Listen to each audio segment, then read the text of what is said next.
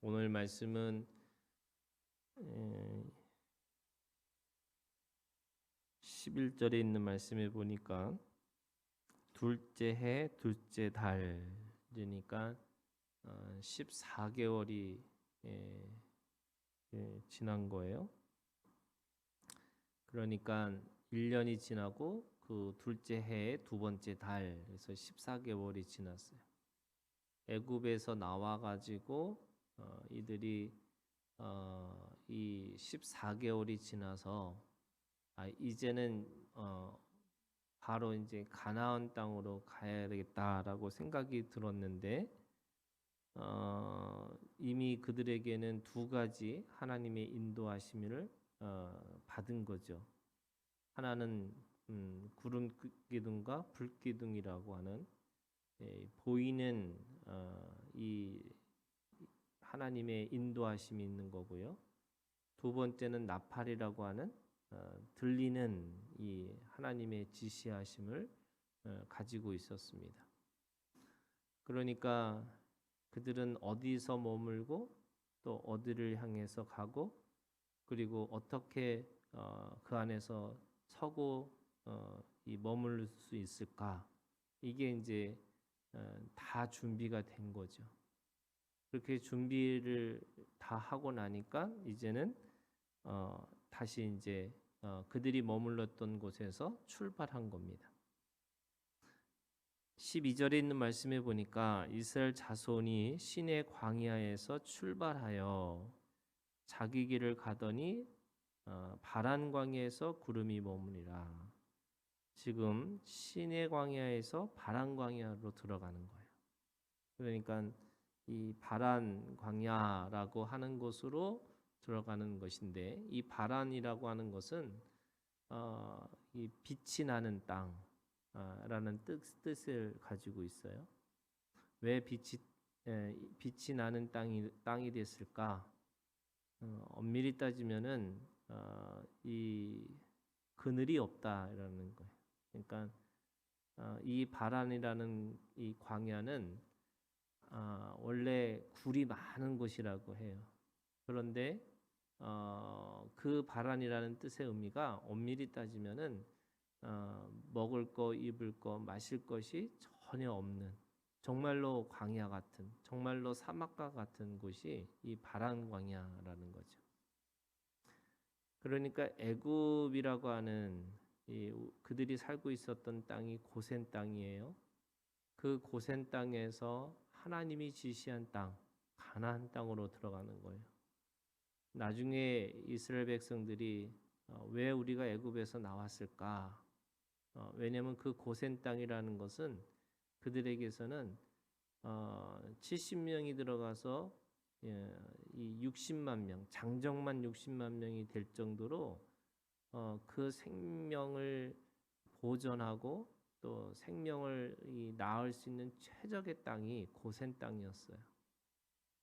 그래서 그들이 나왔을 때 이 60만 명이 나왔을 때 그들은 최소한 이 고센 땅보다는 더 좋은 땅으로 간다라고 하는 꿈이 있었기 때문에 나온 거겠죠. 그게 가나안 땅이에요. 그런데 이 고센 땅에서 이 가나안 땅으로 들어가려고 하는 이 과정은 시내 광야와 이 바란 광야를 통과해야 되는 거죠. 그게 모든 신앙에 가지고 있는 과정인 거예요. 기독교는 고난의 종교라고 얘기를 해요. 이 고난을 통과하지 않는 거는 다 가짜라는 거예요. 이 고난을 통과하지 않는 것은 이 몸으로 이 고난을 몸으로 흔적을 내지 않는 것은 다 부활하지 않는 몸과 같은 거예요. 그러니까 그들은 지금 오늘 말씀해 보니까 그들은 처음부터 군대였어요.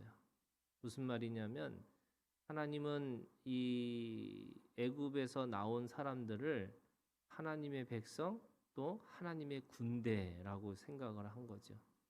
그런데 이 사람들은 어떤 사람들이었어요? 자기는 노예였어요. 자신들이 가지고 있는 그 삶의 모습이 노예였기 때문에 자기는 노예라고 생각하는 거예요. 그런데 하나님은 그들을 하나님의 백성으로 또는 하나님의 군대로 생각을 하고 그렇게 대우하고 계신 거죠. 그래서 하나님이 원하시는 하나님이 지정하신 땅으로 가기 위해서는 이 바란 광야를 반드시 통과해야지만, 그럼 통과하면 어떤 일이 벌어지냐? 이 속에서 하나님 앞에 신앙의 기초를 배우는 거예요. 그게 뭐냐면 서고 가는 거예요. 하나님께서 서라고 하면 서고 가라고 하면 가는 거예요. 내가 임의대로 내가 원하는 대로 내 방식대로 사는 게 아니고요. 하나님이 하라고 하시는 대로 사는 것을 배우는 시간이 이 신의 광야, 이 광야와 바란 광야의 삶이에요. 14개월이 지나고 그랬잖아요. 나머지 엄밀히 따지면 이 2년을 지나면서 38년을 그러니까 40년을 돈 거잖아요. 이 바란 광야에서 40년을 도는 거예요. 38년을 도는 거예요. 그러니까 이 38년 동안 뭘 배우느냐? 하나님 앞에 절대 의존을 배우는 거고 그 안에서 하나님 앞에 가고 서는 거를 배우는 거예요. 우리가 보통 이 애굽의 가장 최고의 이 특산물 중에 하나가 말이래요. 이 애굽의 말은 가장 먼저 제일 먼저 배우는 게 뭐냐면 열심히 달렸다가 물 앞에서 얼마나 물이 먹고 싶어요. 그런데 그 물을 멈추는 거, 주인이 먹으랄 때까지 기다리는 거. 그게 그 최고의 말을 만드는 방법이라는 거예요. 사람도 마찬가지예요. 베드로가 예수님에게 너 나 사랑하냐라고 했을 때 주님이 아시잖아요라고 하고 나서 마지막에 한 말이 뭐냐면 이제는 네가 원하는 대로 가는 것이 아니고 누군가가 띠띠우는 대로 가는 거다. 이 말은 하나님이 하시고자 하는 대로 네 인생이 정해져 있다는 거예요. 우리는요, 내가 원해서 내가 누군가가 맞아서 그래서 내가 결정하고 살아가는 것처럼 보이지만은 최고의 신앙의 모습은 주님께서 그렇게 하신 거예요. 그래서 그렇게 안 맞는 사람인데 하나님께서 어떻게 하셨어요? 골로 끌고 가신 거예요. 제가 늘 이게 이제 뭐 세상 말로는 그게 팔자라고 얘기하는 거고 하나님께서 말씀하시는 거는 하나님의 예정하심이에요. 하나님께서 그렇게 예정하신 거예요. 그래서 그 예정하신 걸 통해서 하나님이 뭐 하시기를 원해요? 나를 고치시기를 원하시는 거예요. 그래서 나를 고친다는 건 뭐냐? 누군가에게 원하는 방식대로 사는 거를 배우는 게 아니고요. 하나님 앞에 가고 서는 거를 배우는 거예요. 이 바란 광야에서 뭐 하는 거냐? 지금 첫 번째가 이렇게 얘기해요. 13절에 그들이 여호와께서 모세에게 명령하신 것을 따라 행진하기를 시작했는데 선두로 유다 자손의 진영의 군기에 속한 자들이 그들의 진영별로 행진하였으니 유대 군대는 아미나답의 아들 나손이 이끌었고, 그러면서 쭉 이끄는 거예요. 근데 제일 먼저 앞서는 게 뭐예요? 법궤예요. 그러니까 법궤를 제일 앞에 두고 그 사람들이 서는데 어떻게 서요? 먼저 세 족속이 서 있는 거예요. 그러니까 지금 보니까 유다 자손, 이사갈 자손, 스불로 자손 이렇게 세 개가 서 있어요. 그 다음은 어떻게 하느냐? 17절에 보시니까 이에 성막을 거두매 그 게르손 자손과 무라리 자손이 성막을 메고 출발하였음에 이렇게 돼 있어요. 그러면 그 다음에 뭐가 서 있는 거예요? 성막이 서 있는 거예요. 그 성막이 쓴 다음에 18절에 보니까 루벤이 있고요, 시므온이 있고요, 갓 자손이 있어요. 뒤에 세 자손들, 지파들이 서 있는 거예요. 그 다음에 21절에 보니까 성물을 메고 행진하였고, 그래서 그 다음은 성물을 메요. 그 다음에 그 속에 뒤에는 에브라임, 므낫세, 그리고 술의 아들 가마리엘, 그렇게 있는 거죠. 그러면서 그 뒤에는 단자손이 뒤에 있는 거예요. 그러니까 동서남북에 있는 그 각각의 족속들을 각각의 일일 이 방향으로 움직이는 데 있어서 세 개 해서 네 개로 나누는데, 그 네 개로 나누는 사이사이에 법궤와 성막과 성물을 그 속에다가 집어넣어서 그들이 각각의 어떻게 해요? 두 가지 의미가 있죠. 하나는 각각의 이 속에서 그들이 보고 있는 거는 법궤와 성막과 성물이라고 하는, 그러니까 보이는 불기둥과 구름기둥이 바깥에서 있다면 내적으로는 그 법궤와 성막과 성물이라고 하는 또 보이는 것을 통해서 그들이 어디를 가고 있는지를 아주 분명하게 보여주시는 거예요. 자, 그러면 생각을 해보세요. 딴 길로 갈 수 있을까요? 못 가는 거죠. 바깥에는 구름기둥과 불기둥이 있고 내부적으로는, 내적으로는 법궤와 성막과 성물이 끌고 가고 있는 거고요. 그리고 이 또 소리로는 나팔 소리가 있는 거고, 그래서 그들을 지나가게 하시는 거죠. 그래서 이끌었고 그들과 군대를 따라 나아갔더라, 이렇게 얘기하고 있어요. 그러면은 첫 번째는 그들에게 길라잡이를 하게 하는 것이 이 앞에 내부면서, 동시에 또 한 가지 뭐가 있냐면 그 법궤와 성물과 성막을 지키고 있는 거죠. 그 성막과 성물이 표시이기도, 사인이면서 동시에 그들의 방패고요, 그들의 요새고요, 하나님이 그들을 보호하신다고 하는 그런 믿음의 확신인 거예요. 그래서 오늘 우리가 아무리 어렵고 힘든 이 바람광야, 다시 말해서 고난의 시간을 간다 할지라도 우리가 그 속에서 해를 두려워하지 않는 것은 주께서 우리와 함께 하시는 거잖아요.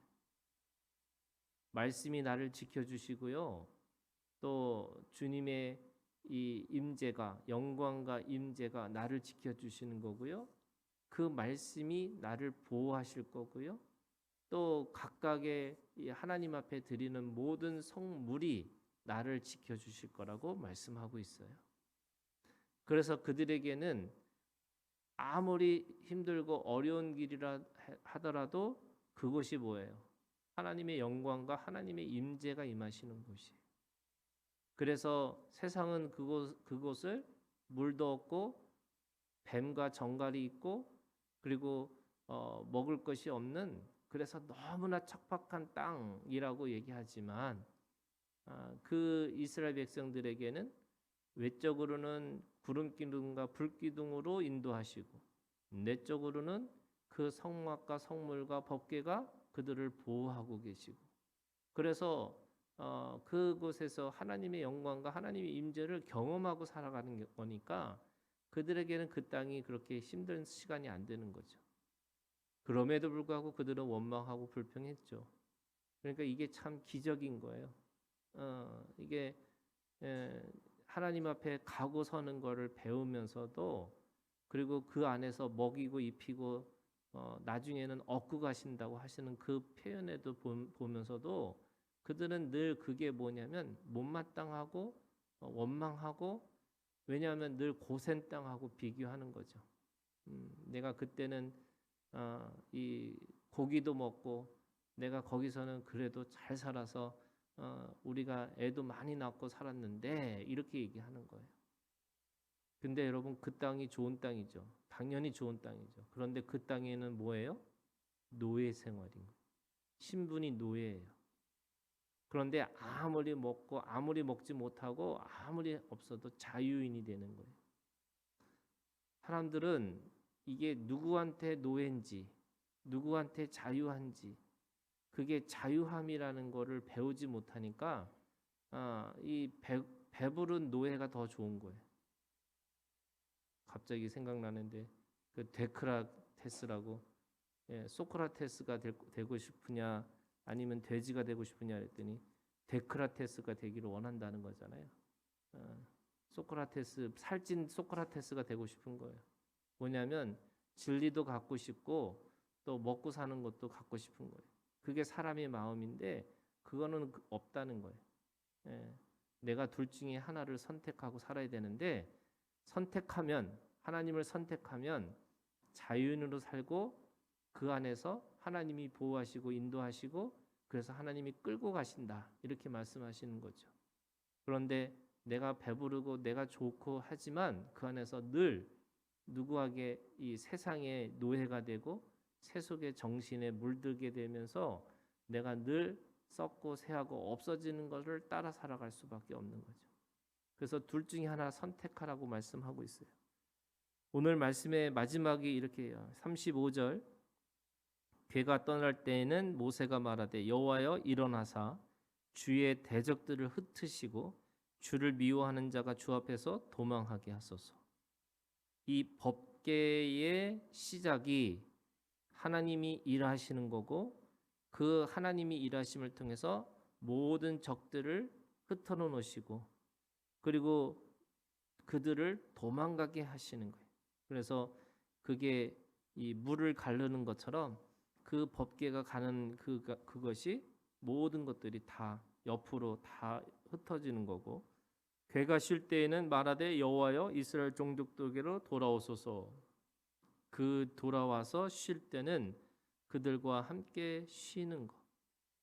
그래서 여러분 생각을 해보세요. 그 60만 명이지만 아이들까지 합치면 사람들이 200만 명인데 그 200만 명이 그 광야에서 정말로 그 장엄함 서고 가고 서는 거를 개인이 공부하는 게 아니고 집단적으로 민족이 그걸 함께 공부하고 있는 거예요. 너무나 아름다운 모습이잖아요.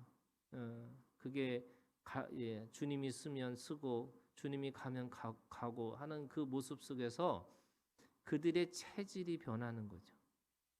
말씀이 우리의 체질을 변화시키는 거지 내가 자꾸 뭔가 수련을 해서 내가 뭔가 돌을 닦아서 내가 체질이 변하는 게 아닌 거죠. 여러분 몸으로 하나님의 말씀의 체질로 변화돼서 그 몸이 썩고 새하고 없어지는 게 아니라 그 몸이 영원한 하나님 앞에 부활의 몸이 되기를 주님의 이름으로 축원합니다. 오늘도 그 믿음을 가지고 가고 서는 이 믿음의 기초를 잘 경험하는 우리가 되기를 주님의 이름으로 축복합니다. 주기도문으로 마치겠습니다. 하늘에 계신 우리 아버지여 이름이 거룩히 여김을 받으시오며 나라가 임하옵시며 뜻이 하늘에서 이루어진 것 같이 땅에서도 이루어지이다. 오늘 우리에게 일용할 양식을 주시옵고 우리가 우리에게 죄진 자를 사하여 준 것 같이 우리 죄를 사하여 주시옵고 우리를 시험에 들게 하지 마시옵고 다만 악에서 구하시옵소서. 나라와 권세와 영광이